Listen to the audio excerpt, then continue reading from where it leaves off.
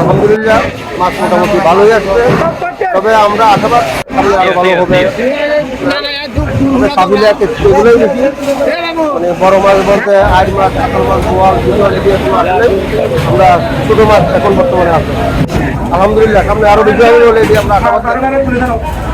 আমার নাম মোহাম্মদ রিয়াজ, ম্যানেজার মাসাবাদ আমার নম্বর।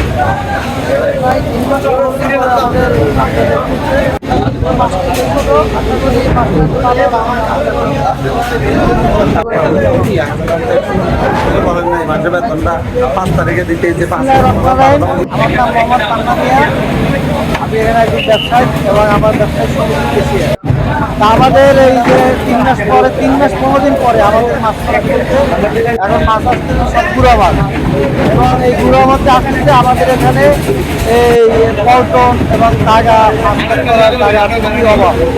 এটা সরকার আমাদের দেখে বা এটা সমাধান করে, তা আমাদের জন্য অনেক ভালো হবে।